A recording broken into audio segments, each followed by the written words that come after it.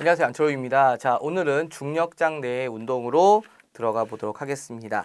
자, 우선 이제 우리가 중력장이라고 얘기를 하면 중력이 작용하는 공간을 얘기를 해요. 그러니까 뭐 이런 비슷한 어떤 느낌으로는 전기장, 자기장 이런 게 있습니다. 그래서 우리가 중력장이라고 하면 방금 얘기한 것처럼 중력이 작용하는 공간, 전기장이라고 하면 전기력이 작용하는 공간, 자기장이라고 하면 그렇죠. 자기력이 작용하는 공간. 이것을 이제 우리는 중력장, 전기장, 자기장이라고 얘기를 하게 됩니다.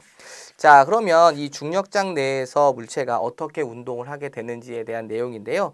제일 위에 보시면 먼저 중력장이라고 해서 방금 얘기를 한 그런 정의가 나와 있고요. 그다음 그 밑에 보시면 중력 가속도라고 나와 있는데 이 중력 가속도라는 것은 기억하시죠? 바로 중력을 받았을 때 물체의 어떤 속도가 얼만큼 변하는지를 얘기해 주는 것으로서 우리가 보통 9.8 또는 10으로 계산을 해주는 것이 바로 우리는 중력 가속도다라고 얘기를 하게 됩니다. 물리를 이제 처음 하시는 분들 같은 경우는 보통 중력과 중력 가속도를 헷갈려 하시는 분들이 계세요. 그래서 우리가 F는 mg라고 해서 바로 이 F가 이게 바로 중력이 되는 거고 이 G가 바로 중력 가속도예요. 여러분들 이제 우리가 그 달에 가게 되면 중력이 6분의 1로 작아진다. 이런 말 들어보셨죠? 예.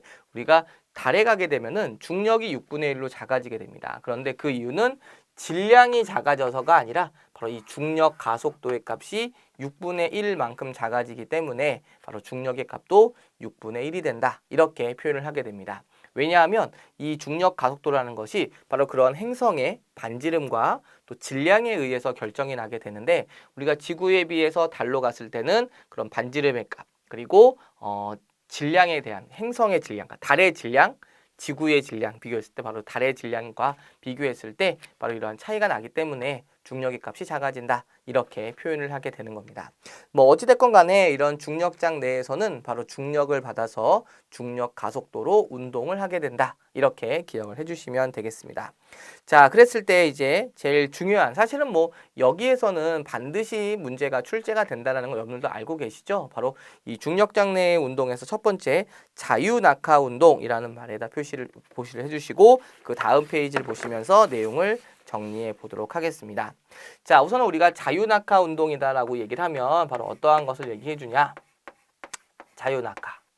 즉 어떤 물체를 이렇게 가만히 잡고 있다가 그냥 놓는 거예요. 쉽게 말하면 처음 속력이 0인 상태에서 중력을 받아서 중력이라는 일정한 크기의 힘을 받아서 속도가 일정하게 빨라지는 다시 말하면 등가속도 운동을 하게 되는 것이 바로 여기 나와 있는 자유낙하 운동이다라고 얘기를 하게 되고요.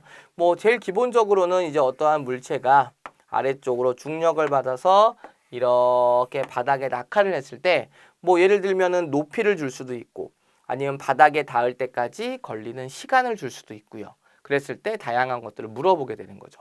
뭐 예를 한번 들어볼까요? 자, 예를 들어서 이 물체가 자유낙하 운동을 하였다. 바닥에 닿을 때까지 걸린 시간이 예를 들어서 10초라고 한번 가정을 해 보겠습니다. 그리고 중력 가속도의 값은 10으로 일정하다. 단위를 정확히 말하면 10m/s 제곱이 되는 거예요. 자, 그랬을 때 바닥에서부터 여기서부터 여기까지의 뭐 높이라든지 아니면 바닥에 닿는 순간의 속력이라든지 이런 것들을 이제 우리한테 물어보게 됩니다. 그러면 교재에 나와 있는 것처럼 자유낙하 운동과 관련되어 있는 식을 외워서 문제를 푸는 방법이 하나가 있고요. 또 한 가지의 방법은 그래프를 이용을 해서 문제를 푸는 방법이 있어요. 지금 우리 책을 보시면은 뭐 자유낙하 운동, 연직 하방 운동, 또 뒤로 넘기시면은 연직 상방 운동 이렇게 해가지고 식을 다 다르게 적어놨어요. 그쵸? 거기 박스 안에 식을 보시면은 자유낙하 운동에 대한 식 따로, 연직 상방 운동 식 따로, 연직 하방 운동 식 따로 이렇게 나와 있는데 이렇게 하면 이 두꺼운 책 다 공부 못합니다.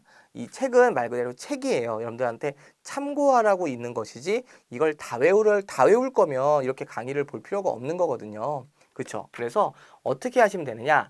만약에 여러분들이 식을 외우고 싶으시다면 세 가지를 외우시면 됩니다. 바로 뭘 말하는 거냐면 자, 나중 속도는 처음 속도 플러스 가속도 곱하기 시간. 요거랑 그 다음에 변위는 처음 속도 곱하기 시간 플러스 2분의 1 가속도 곱하기 시간의 제곱. 그 다음에 EAS 가속도 곱하기 변위는 나중 속도의 제곱, 처음 속도의 제곱. 이런 식으로 이제 여러분들이 이렇게 세 가지 식을 이용을 해서 대입만 하시면 되기는 해요.